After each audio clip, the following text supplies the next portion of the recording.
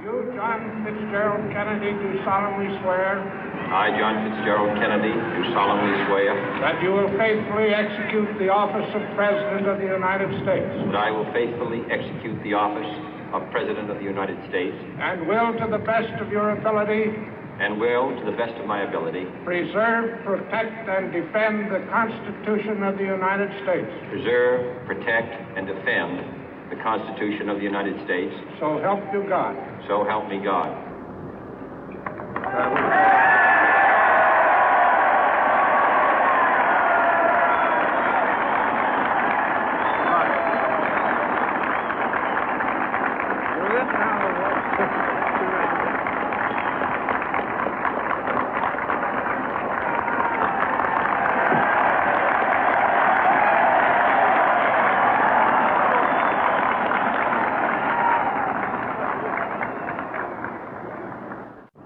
Vice President Johnson, Mr. Speaker, Mr. Chief Justice, President Eisenhower, Vice President Nixon, President Truman, Reverend clergy, fellow citizens.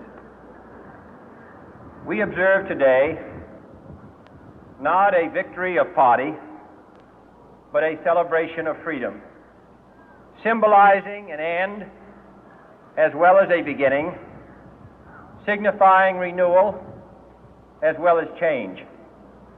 For I have sworn before you and Almighty God the same solemn oath our forebears prescribed nearly a century and 3/4 ago.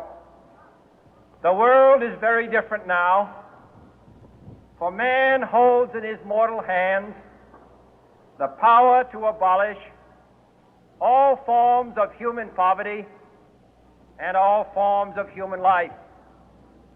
And yet the same revolutionary beliefs for which our forebears fought are still at issue around the globe. The belief that the rights of man come not from the generosity of the state, but from the hand of God. We dare not forget today that we are the heirs of that first revolution. Let the word go forth from this time and place to friend and foe alike that the torch has been passed to a new generation of Americans born in this century, tempered by war, disciplined by a hard and bitter peace, proud of our ancient heritage, and unwilling to witness or permit the slow undoing of those human rights to which this nation has always been committed and to which we are committed today at home and around the world.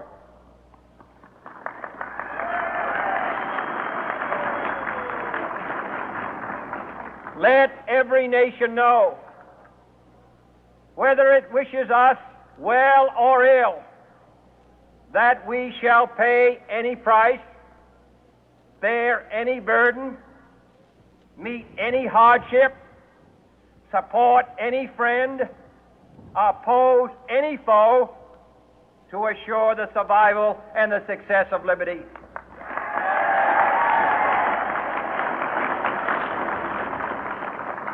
This much we pledge and more. To those old allies whose cultural and spiritual origins we share, we pledge the loyalty of faithful friends. United, there is little we cannot do in a host of cooperative ventures. Divided, there is little we can do, for we dare not meet a powerful challenge at odds and split asunder. To those new states whom we welcome to the ranks of the free, we pledge our word that one form of colonial control shall not have passed away, merely to be replaced by a far more iron tyranny. We shall not always expect to find them supporting our view, but we shall always hope to find them strongly supporting their own freedom, and to remember that in the past, those who foolishly sought power by riding the back of the tiger ended up inside.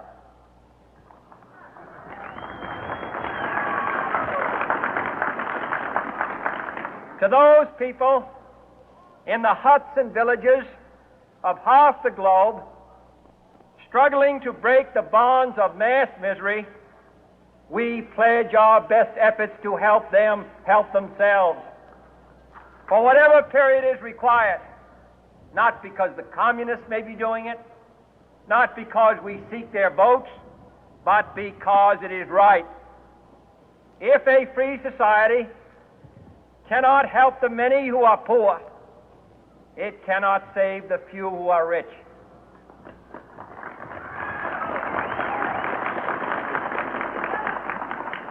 To our sister republics south of our border, we offer a special pledge to convert our good words into good deeds, in a new alliance for progress, to assist free men and free governments in casting off the chains of poverty. But this peaceful revolution of hope cannot become the prey of hostile powers. Let all our neighbors know that we shall join with them to oppose aggression or subversion anywhere in the Americas. And let every other power know that this hemisphere intends to remain the master of its own house.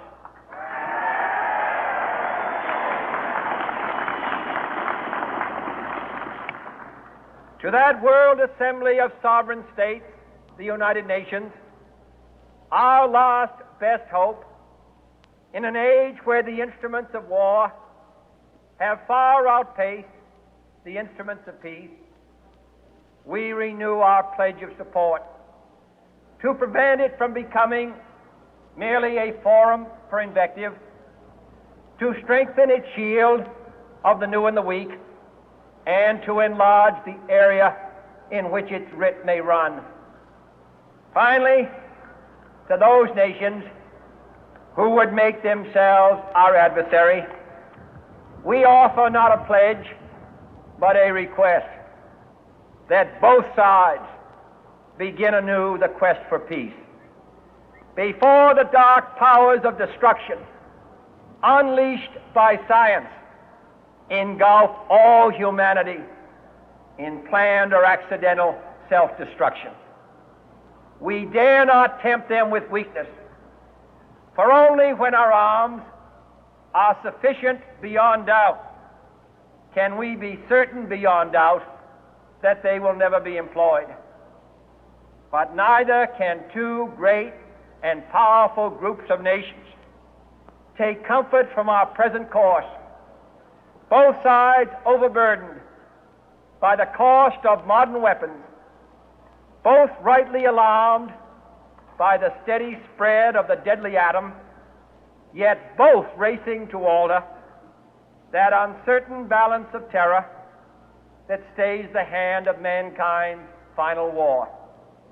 So let us begin anew, remembering on both sides that civility is not a sign of weakness, and sincerity is always subject to proof. Let us never negotiate out of fear, but let us never fear to negotiate.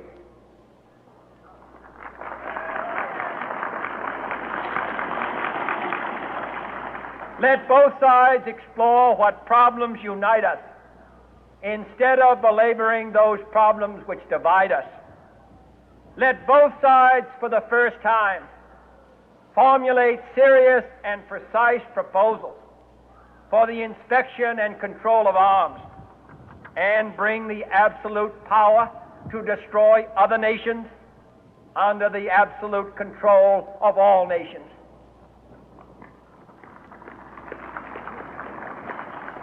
Let both sides seek to invoke the wonders of science instead of its terrors.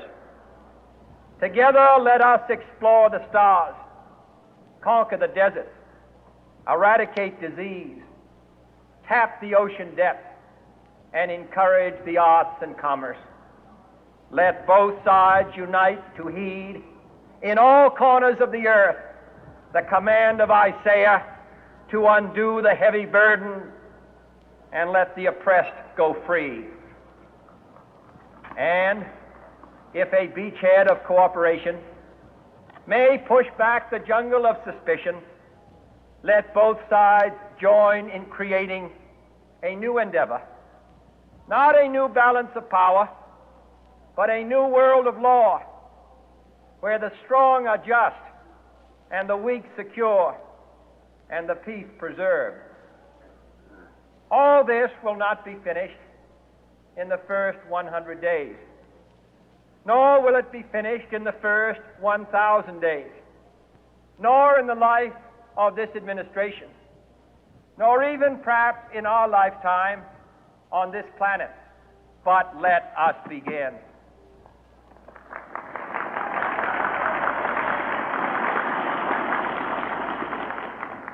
In your hands, my fellow citizens, more than mine, will rest the final success or failure of our course.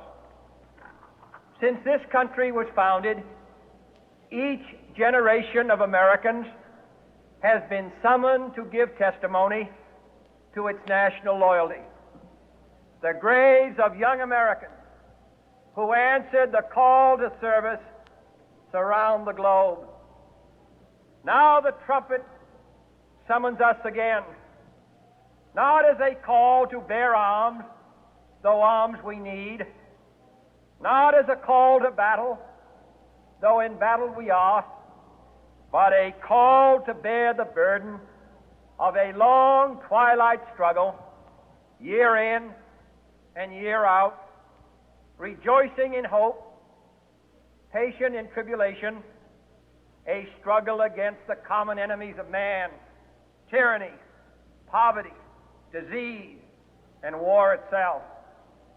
Can we forge against these enemies a grand and global alliance, north and south, east and west, that can assure a more fruitful life for all mankind? Will you join in that historic effort?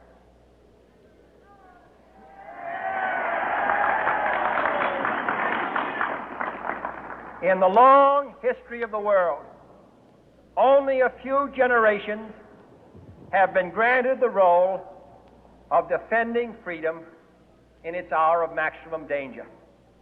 I do not shrink from this responsibility. I welcome it.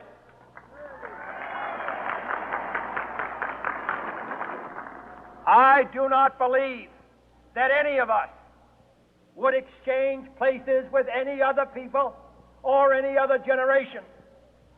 The energy, the faith, the devotion which we bring to this endeavor will light our country and all who serve it. And the glow from that fire can truly light the world. And so, my fellow Americans, ask not what your country can do for you, ask what you can do for your country.